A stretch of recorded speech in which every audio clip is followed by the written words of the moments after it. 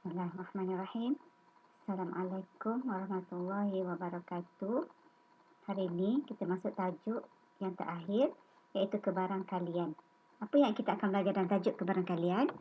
Yang pertama, menentukan ruang sampel dan peristiwa bagi satu eksperimen. Yang kedua, kita akan belajar menentukan kebarangkalian suatu peristiwa. Dan yang ketiga ialah kebarangkalian pelengkap.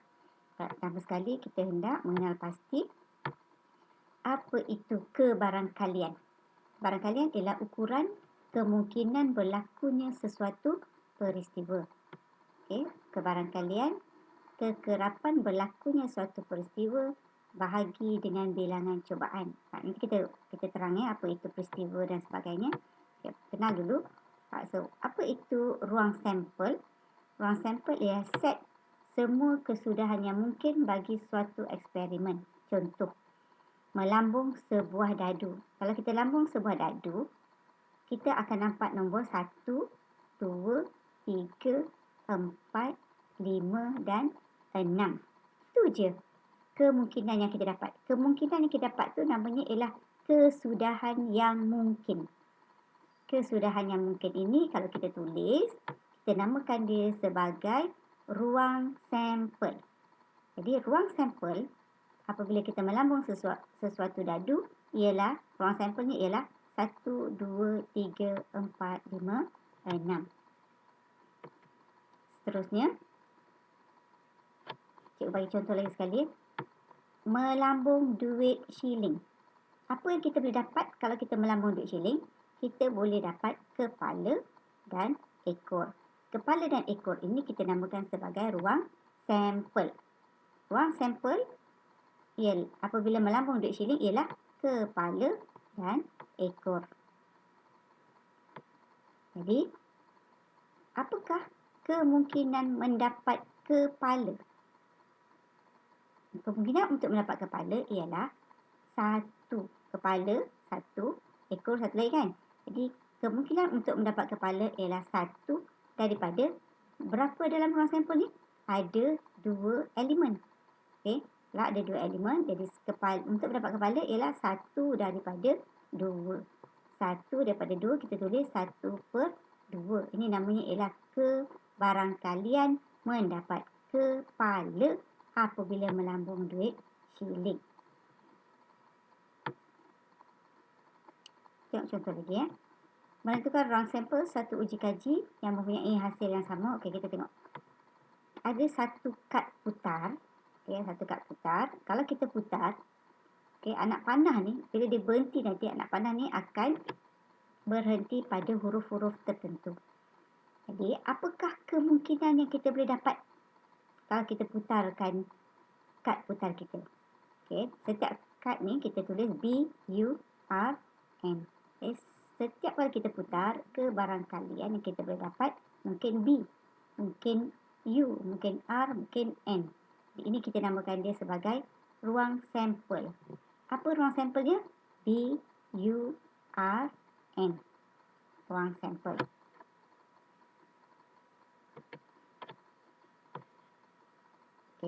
Kita dah kenal tadi ruang sampel. Sekali lagi cikgu ulang. Sekarang kita buat dalam satu kotak ada 6 kad. Dalam satu kotak ada 6 kad. Kalau Mary cabut satu kad secara rawak dari kotak itu, cari kebarangkalian mendapat nombor ganjil, nombor perdana, nombor kurang dari 11, nombor positif. Pertama sekali ialah kenal pasti ruang sampel. Apa ruang sampel kita? Ruang sampel ialah 1, 6, 9, 16, 24, 36. Ada berapa elemen dalam ruang sampel kita? 1, 2, 3, 4, 5, 6. Ada 6 elemen dalam kita punya ruang sampel. Jadi bilangan dalam ruang sampel kita ada 6. Cari kebarangkalian mendapat nombor ganjil. Nombor ganjil ni kita namakan peristiwa. Peristiwa mendapat nombor ganjil. Ada berapa nombor ganjil? 1, 9, 1 dan 9 je ialah nombor ganjil. Jadi ada berapa tu? 1, 2. Ada 2 kemungkinan untuk mendapat nombor ganjil. Jadi peristiwa untuk mendapat nombor ganjil kita nanti ialah, okey, peristiwanya ialah mendapat nombor ganjil. Bilangannya nanti kita akan dapat 2. Jadi apakah kebarangkalian mendapat nombor ganjil? Kebarangkalian untuk mendapat nombor ganjil ialah 2 daripada ruang sampel kita ada 6. 2 daripada 6. Okey, contoh sekali. Ruang sampel kita ialah 1, 6, 9, 16, 24, 36. Bilangan dalam ruang sampel kita tadi ada 6 elemen. Jadi apa peristiwanya kita nak? Peristiwa mendapat nombor ganjil, iaitu apa nombornya? 1 dan 9. Jadi ada berapa bilangannya? Ada 2. Macam mana mendapat kebarangkalian? Kebarangkalian ialah kebarangkalian mendapat nombor ganjil ialah bilangan nombor ganjil bahagi bilangan ruang sampel. Bilangan mendapat peristiwa nombor ganjil per bilangan dalam ruang sampel. So, kita dapat 2 per 6. Tak apa, kita kecilkan lagi, kita akan dapat 1 per 3.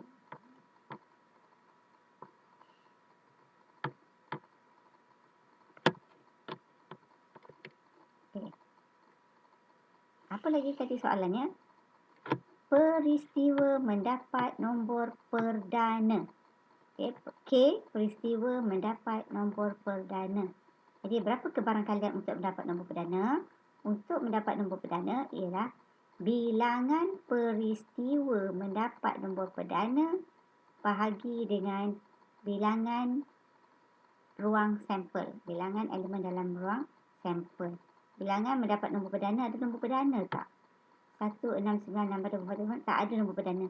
Tak ada nombor perdana bermaksud kita akan dapat bilangan peristiwa mendapat nombor perdana ialah kosong. Jadi sifar per 6. 6 ni tadi ialah ruang sampel. Maka jawapannya akhir kita ialah sifar, kosong. Ini bermaksud peristiwa mendapat nombor perdana tadi tidak akan berlaku. Kalau kosong bermaksud tidak akan berlaku. Tidak berlaku. Okay. Kebarangkalian untuk mendapat satu perkara itu tidak berlaku kalau bila kita kira kosong. Peristiwa mendapat sesuatu, kebarangkalian mendapat satu peristiwa itu ialah kosong.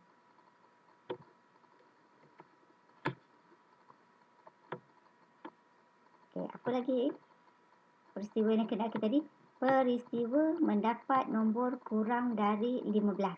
Kita tengok. 1, 6, 9, 6, 4, 5, 6. Okey, mana yang kurang dari 15? Ada ke tak ada? Ada. 1, 6, 9. Okey. Jadi berapa bilangannya ni? Bilangannya 1, 6, 9 ialah 3. Okey, bilangan peristiwa mendapat nombor kurang dari 15 ialah 3 per dengan ruang sampel 6. Jadi kebarangkalian mendapat nombor kurang dari 15 ialah 3 per 6. Kecilkan 1 per 2.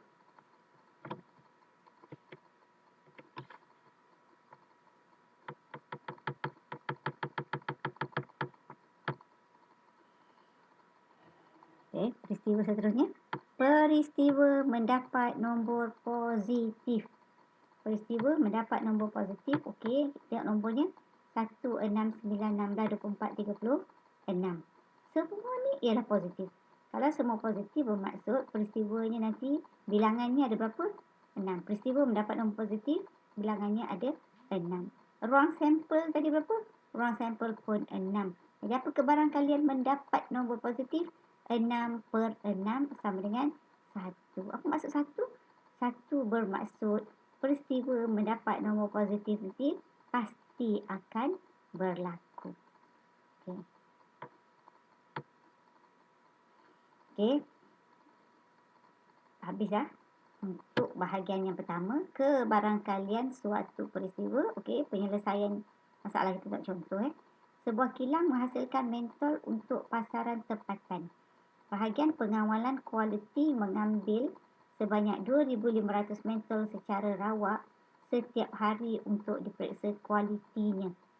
Secara purata, 75 unit adalah rosak, Cari kebarangkalian suatu mentol yang diambil adalah rosak. Jadi, apa kita punya ruang sampel dulu? Ruang sampelnya ialah 2,500 mentol.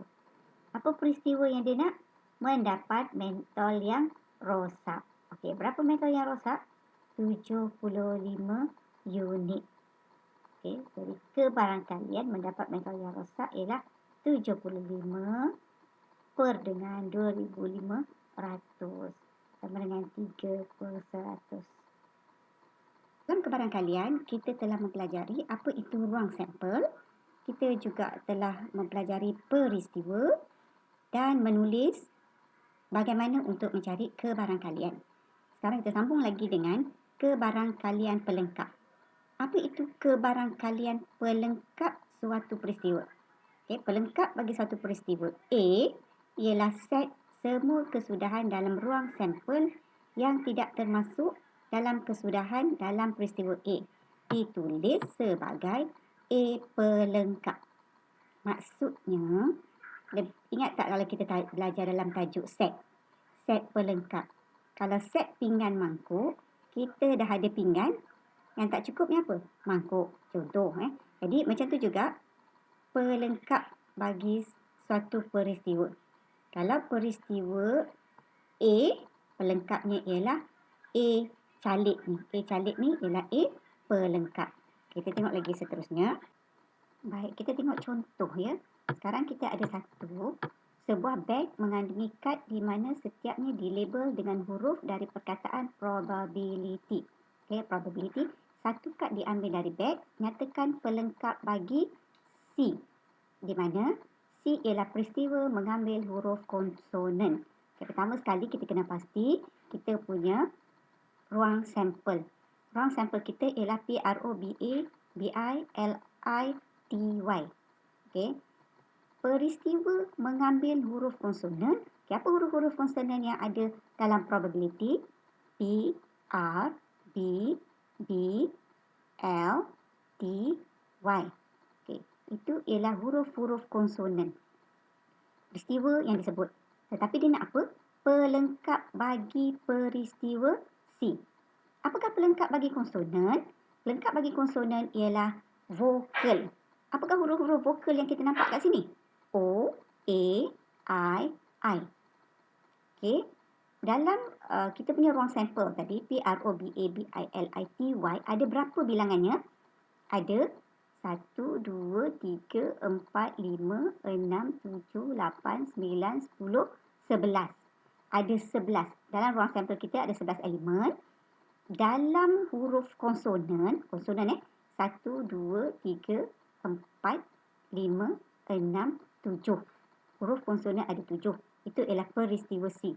Jadi kalau pelengkap bagi huruf konsonan, huruf-huruf vokal ada berapa? O, A, I. Ada 4. Okey, kita tengok ya. Okey, ruang sampel kita ialah PROBABILITY. Ada 11. Peristiwa yang disebut ialah peristiwa mendapat huruf konsonan PRBBLTY. Okey, ingat dalam kebarangkalian huruf yang sama kita boleh ulang. Okey, pelengkap bagi C, okey, peristiwa C ialah mendapat huruf konsonan tadi ialah C calik. C calik bermaksud huruf apa? Huruf-huruf vokal. Apa huruf vokal yang kita dapat? O, A, I. Ada berapa? Ada 1, 2, 3, 4. Ada 4 huruf vokal. Jadi, macam mana kita nak tulis kebarangkalian pelengkap bagi peristiwa C? Kebarangkalian pelengkap bagi peristiwa C ialah 4 per dengan ruang sampel kita tadi ialah 11. Jadi kebarangkalian mendapat pelengkap bagi peristiwa C ialah 4/11. Baik, kita sambung lagi. Tengok soalan yang kedua. Tadi ialah peristiwa C di mana peristiwa mengambil huruf konsonan. Jadi dia punya pelengkap, kita dah tahu C calik ialah huruf-huruf vokal. Sekarang kita baca pula pelengkap bagi peristiwa V di mana V ialah peristiwa mengambil huruf I. Okey, kita nampak PROBABILITY. Ada berapa I kita nampak dekat sini? Kita ada 2 I dekat sini. Ada 2 I. Alright, dekat penyelesaian. Okey. Ruang sampel kita PROBABILITY ada 11 elemen. Okey, peristiwa V mendapat huruf I ialah I. Ada 2. Okey. Maka pelengkap bagi V ialah selain daripada huruf I. Selain daripada huruf I ialah PROBABLTY. Okey, ada berapa semua tu 1, 2, 3, 4, 5, 6, 7, 8, 9. Jadi kebarangkalian pelengkap bagi peristiwa V ialah 9/11. Okey, 9/11. Baik, tadi cikgu dah ajar kamu untuk cari kebarangkalian sesuatu peristiwa pelengkap ialah kita senaraikan peristiwa yang disebut, kemudian kita cari dia punya pelengkap. Okey. Maksudnya kita kira satu-satu baru kita tulis dia punya kebarangkalian pelengkap. Okey, ada satu lagi kaedah. Okey, caranya ialah jika kita diberi kebarangkalian sesuatu peristiwa. Okay, contoh jika peristiwa A ialah kebarangkalian berlaku peristiwa A, maka pelengkap, kebarangkalian peristiwa A pelengkap ialah kebarangkalian peristiwa A yang tidak berlaku. Okay, maksudnya kalau kita nak cari pelengkap bagi A, bermaksud A yang belum ada. Peristiwa A yang belum disebut. Okey. Contoh yang tadilah, kalau disebut peristiwa konsonan, maka pelengkapnya ialah peristiwa mendapat vokal. Contoh. Jadi sekarang hubungan antara peristiwa mendapat kebarangkalian mendapat peristiwa A dan kebarangkalian mendapat peristiwa A pelengkap ialah kebarangkalian mendapat peristiwa A pelengkap sama dengan 1. 1 ialah satu perkara itu mesti berlaku. 1 tolak kebarangkalian mendapat peristiwa A. Kebarangkalian mendapat peristiwa A pelengkap ialah 1 tolak peristiwa A. Kita tengok contoh. Okay. Contoh kita tengok. Mengapa sih kebarangkalian pelengkap satu peristiwa? Okey, sebuah dadu di lambung. Apabila kita lambung sebuah dadu, kita akan dapat ruang sampelnya ialah 1, 2, 3, 4, 5, 6. Berapa bilangan dalam ruang sampel? Ada 6. Jadi, contoh peristiwa yang disebut ialah peristiwa A. Peristiwa mendapat nombor 6. Peristiwa mendapat nombor 6 ada berapa? Ada 1 kan? Jadi, peristiwa untuk mendapat nombor 6, bilangannya ada 1. Bilangan mendapat peristiwa A ialah 1. Maka kebarangkalian mendapat peristiwa A ialah bilangan mendapat peristiwa A per bilangan ruang sampel.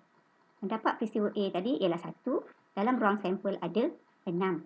Jadi kebarangkaliannya ialah 1/6.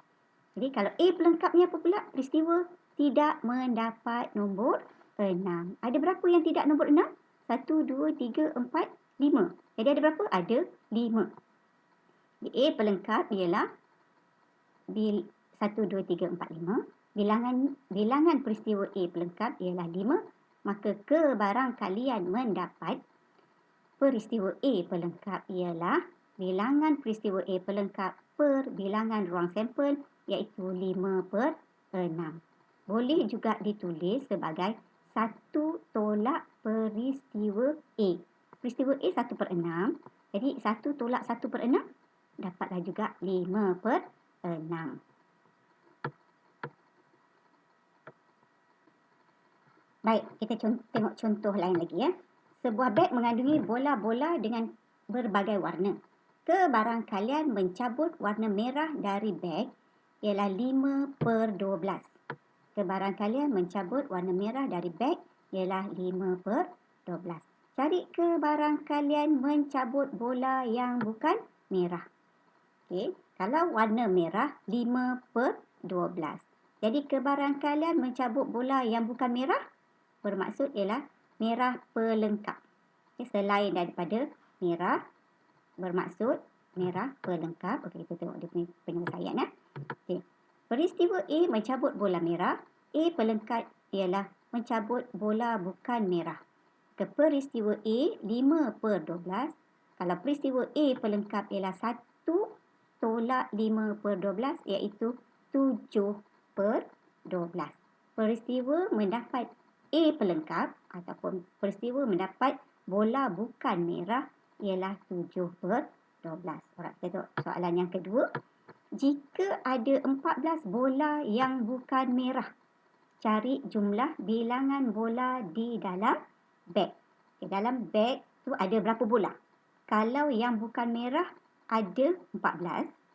Okay, jadi berapa jumlah bola dalam beg? Bermaksud yang bukan merah tambah dengan yang merah. Okay, kita tengok. Okay.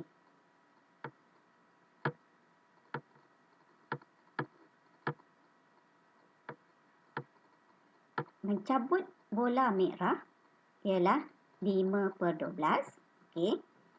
Kita dah tahu tadi kan? Okey, jadi bilangan peristiwa A pelengkap ialah 14. Maka kebarangkalian mendapat A pelengkap ialah bilangan peristiwa A pelengkap per dengan ruang sampel ialah 7/12. Mana dapat 7/12 tadi? Inilah 7/12 peristiwa pelengkap, maksudnya yang bukan merah. Okey, 7/12 yang bukan merah. Bilangannya ialah 14 per ruang sampel. Okey. Maka sekarang kita dah tahu 7/12 sama dengan 14 per ruang sampel. Maka ruang sampel ialah 14 darab 12/7. Maka kita dapati keseluruhan bilangan bola di dalam bakul tadi ialah 24. Okey, ambil je kalkulator, kita guna sesi soft